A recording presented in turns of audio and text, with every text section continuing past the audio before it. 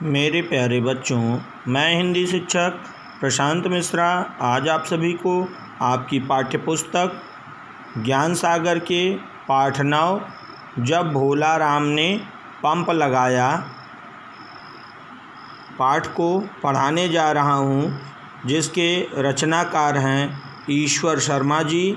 आइए हम सभी पाठ को पढ़ें। ओके, आप सभी ध्यान दें। जैसा कि पाठ का शीर्षक ही है, जब भोला राम ने पंप लगाया। तो देखिए, सरकारी दफ्तरों, आइए पढ़ते हैं। सरकारी दफ्तरों में भी नियम से काम होता है। यह तब समझ में आता है जब आदमी चक्कर में पड़ता है। भोला राम की भी तब समझ में आया जब उसने पंप लगाने की अनुमति मांगी। भोला राम खेतों की सिंचाई के लिए 5 हार्स पावर कितने हार्स पावर 5 हार्स पावर का पंप लगाना चाहा था। उसकी गलती केवल यह थी कि बिना अनुमति काम करने की महान राष्ट्रीय परंपरा का उल्लंघन कर उसने विद्युत मंडल में दरख्वास्त लगा दी। वैसे उसके शुभचिंतकों ने उसे हर तरह समझाने की कोशिश की थी। उन्होंने समझाया था कि बिना वजह आबला पकड़ गला वाला काम क्यों कर रहे हो, चुपचाप पंप लगाओ और मज़े से खेती करो। भोला राम ने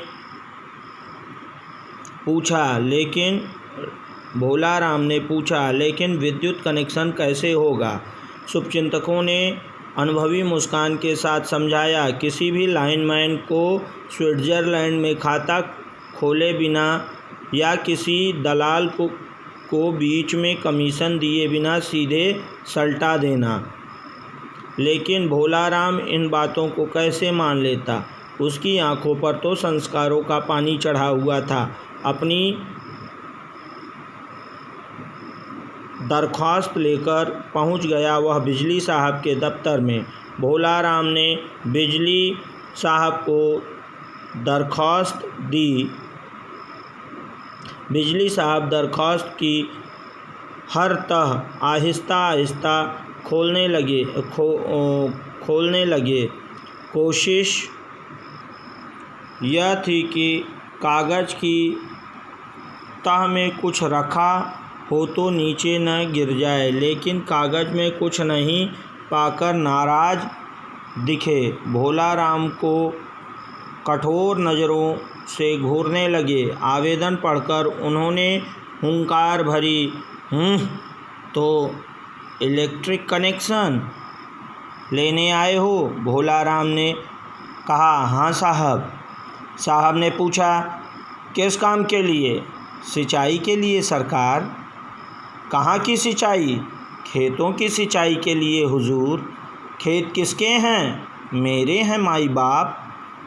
सिंचाई का क्या साधन है? कुछ भी नहीं है मालिक। फिर खेती कैसे करोगे?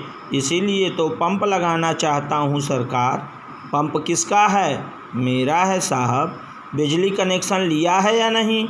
वही लेने तो आया हूँ सरकार। फिर इतनी देर से फिजूल बातें क्यों कर रहे हो? गलती हो गई हुजूर। इतनी लंबी पूछताछ के बाद बिजली साहब को सही बात समझ में आई। लंबी सांस छोड़ते हुए उन्होंने कहा, तो तुम्हें कनेक्शन चाहिए? जी हाँ सरकार। साहब ने पूछा, कनेक्शन कैसे मिलता है मालूम है? इसलिए तो दरख्वास्त लाया हूँ हुजूर। केवल दरख्वास्त? और क्या देना पड़ता है नहीं मालूम है? भोला राम ने बिजली साहब के पीछे वाली दीवार पर टंगे हुए गांधी जी के चित्र को देखते हुए कहा, और क्या लगता है मुझे नहीं मालूम सरकार? दरख्वास्त की जानकारी थी सो ले आया। बिजली साहब ने उसे ऐसी नज़रों से घूरा कि वह हिंदुस्तान में नहीं रहता हो, फिर कहाँ पंप लगाना चाहते हो, वह जगह किसकी है? मेरी अपनी जगह है साहब। उसका नक्शा लाए हो? भूमि स्वामी का प्रमाण पत्र है तुम्हारे पास? नहीं लाया हूँ सरकार, मुझे पता नहीं था कि ये सब भी लगते हैं। बिजली साहब फुसफुसाए, पता नहीं था, आ जाते हैं मुंह उठाए। समझते हैं सरकारी दफ्तर में बिना नियम कायदे के काम हो जाता है। फिर भोला राम से बोले, ठीक है, नक्शा और प्रमाण पत्र लेकर आओ, फिर देखेंगे। पटवारी से प्रमाण पत्र प्राप्त करने में भोला राम को जो भाग दौड़ करनी पड़ी, उससे उसे यह समझ में आ गया कि जब किसी अधिकारी को काम टालना होता है तब वह पटवारी से प्रमाण पत्र लाने के काम में लगा देता है। किसी इलेक्शन जीतने की खुशी हासिल हुई भोला राम को जब उसे पटवारी से प्रमाण पत्र प्राप्त हो गया।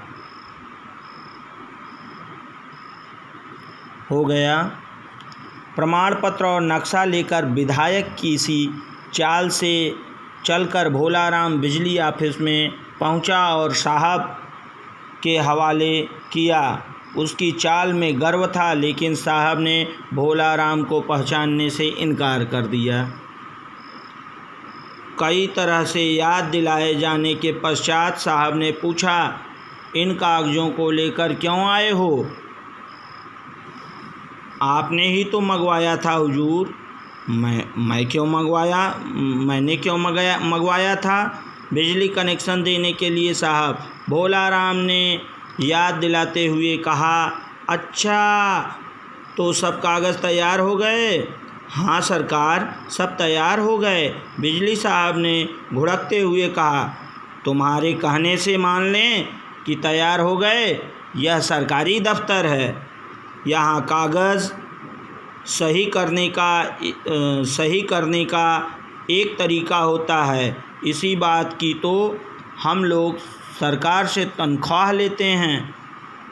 तरीका तो आप लोग ही समझें हुजूर, हम लोग तो केवल हुक्म बजाना जानते हैं। भोला राम ने निरीहता के साथ जवाब दिया। बिजली साहब ने अनमने ढंग से कुछ देर कागज़ों का निरीक्षण किया, फिर पूछा, खेत भी तुम्हारे हैं, पंप भी तुम्हारा है, लेकिन पानी कहाँ से खींचोगे भोला राम? नदी से साहब, भोला राम ने जवाब दिया।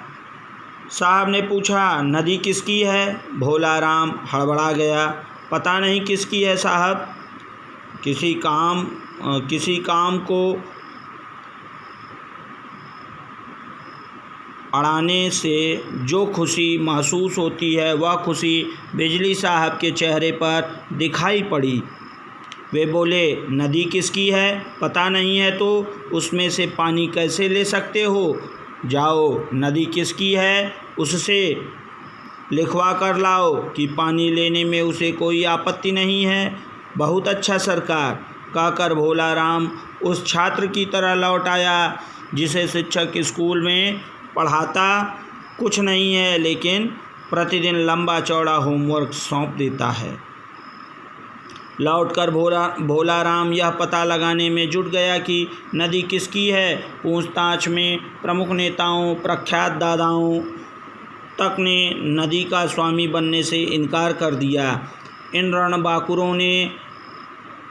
रणबांकुरों से निराश होकर भोला राम जंगल दफ्तर की देहरी पर मत्था टेकने पहुंचा। भोला राम ने जंगल साहब से कहा, साहब जी, नदी आपके अंडर में आती है, आप मुझे पानी ले जाने का नो ऑब्जेक्शन सर्टिफिकेट दिलवा दीजिए, बड़ी कृपा होगी। जंगल साहब ने कहा, कोई नदी वदी हमारे अंडर में नहीं आती, हमें जंगल काटने से फुर्सत नहीं है। नदी का लगाने कहाँ जाएंगे। अरे नदी हमारी होती तो अब तक केवल रिकॉर्ड में दिखाई देती, वास्तविकता में पेड़ों की तरह कब की साफ हो गई होती। नदी पहाड़ से निकल कर आती है, जाओ खनिज विभाग वालों से पता करो। भोला राम भागा भागा खनिज विभाग पहुंचा। खनिज साहब ने कहा, क्या हमें मूर्ख समझता है? सरकारी कुर्सी पर बैठे हैं, कोई घास नहीं छील रहे हैं। अगर नदी खनिज विभाग में आती तो हम अभी उसकी बूंद बूंद रॉयल्टी पर उठा देते। जाओ, ऐसी सब मलाई का काम राजस्व विभाग के अंडर में आता है। भोला राम तुरंत तहसीलदार शरणम गच्छामी हुआ। उसने अपनी व्यथा तहसीलदार साहब से सुनाई। तहसीलदार साहब ने कहा, राजस्व विभाग तो ठोस धरातल वाला विभाग है, नदी का हमसे क्या संबंध। परेशान भोला राम ने जवाब दिया, बहती नदी में हाथ धोना भी तो आपके भाग्य में ही बदा है हुजूर। तहसीलदार ने भोला राम को घूर कर देखा, लेकिन भोला राम ने परवाह न करते हुए कहा, नदी में साग सब्जी फल बोने का ठेका भी आप ही देते हैं। सरकारी टैक्स की वसूली कर बिना रसीद काटे ही यह सब हो जाता है। ज़रूर नदी आपके ही अंडर में आती है। तहसीलदार ने स्थिति को स्पष्ट समझ लेने के इरादे से पूछा, यह नदी बहकर सीधे समुद्र में मिल जाती है या बीच में कहीं गुम हो जाती है? भोला राम ने बताया, हुजूर, आगे जाकर सिंचाई वालों ने इस नदी पर बांध बना दिया है। यह सुनकर तहसीलदार साहब का नियम मोह जाग उठा। बोले, यदि तुम्हें पंप का कनेक्शन मिल जाएगा तो आगे बांध में पानी कम हो जाएगा। लाखों करोड़ों रुपए की लागत से बना बांध बेकार हो जाएगा। भोला राम ने समझाया, लेकिन 5 हार्स पावर के पंप से इतने बड़े बांध को क्या फर्क पड़ जाएगा सरकार। तहसीलदार ने कहा, फर्क पड़े या न पड़े यह नियम का सवाल है। काम भले ही देर में हो लेकिन पुख्ता होना चाहिए। जाओ पहले सिंचाई विभाग से लिखवा कर लाओ कि 5 HP का पंप लगाने से उनके बांध को कोई नुकसान नहीं होगा। सरकारी नियमों के प्रति भोला राम नतमस्तक हो उठा। काम देर से हो, इतनी देर से हो कि उसकी आवश्यकता ही समाप्त हो जाए, लेकिन काम पुख्ता होने का विश्वास बना रहे, यही है सरकारी नियम। धन्य है सरकार और धन्य है तुम्हारा सरकारी नियम। मरता क्या न करता। भोला राम भागा भागा सिंचाई दफ्तर पहुंचा। सिंचाई साहब ने अर्जी पढ़ते ही जोर से मुंह पिचकाया और कहा, नदी से तुम्हें पानी दे देंगे और बांध में पानी कम हुआ तो कमांड एरिए के खेतों को पानी कहाँ से देंगे।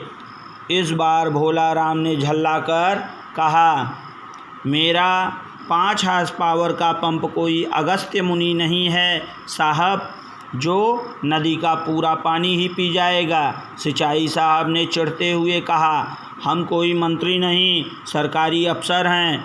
लिखित में कुछ देते हैं तो पहले पूरी जांच पड़ताल कर लेते हैं। अभी हम अपने SDO के जरिए सब इंजीनियर को खबर भिजवाएंगे।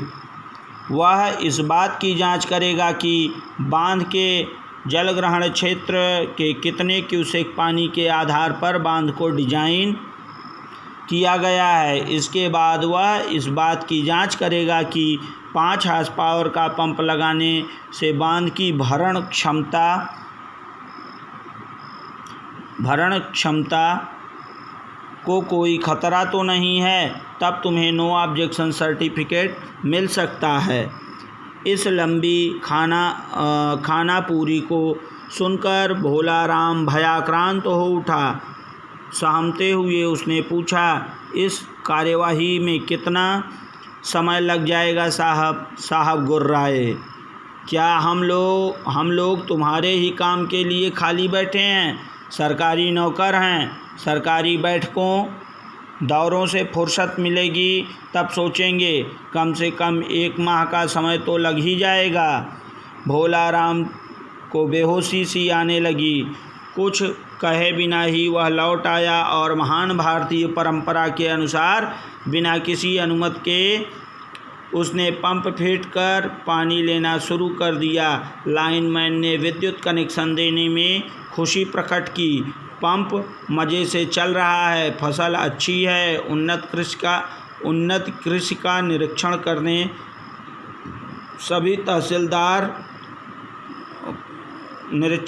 कभी तहसीलदार, कभी सिंचाई साहब, कभी बिजली साहब आते हैं। कृषि साहब दूसरे कृषकों को भी ऐसे ही उपज कर आत्मनिर्भर बनने का महत्व समझाते रहते हैं। भोला राम जब भी पंप को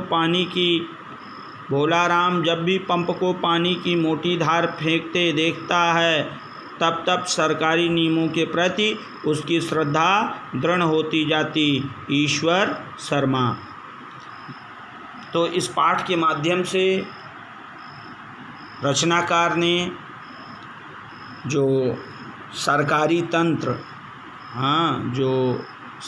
तंत्र की जो खामियां हैं उसको दर्शाने का, रिश्वत जैसे इस महाकोढ़ का जो समाज में फैला हुआ है उसको दिखाने और दर्शाने का प्रयास किया है कि एक आम आदमी कैसे परेशान होता है। इस चीज़ को इस व्यंग के माध्यम से समाज को आईना दिखाने का प्रयास किया है, समाज को बतलाने का प्रयास किया है, लोगों को जागरूक करने और भ्रष्ट तंत्र का मुखौटा चेहरा सामने लाने के लिए इस पाठ की, इस व्यंग की रचना ईश्वर शर्मा ने की। ओके।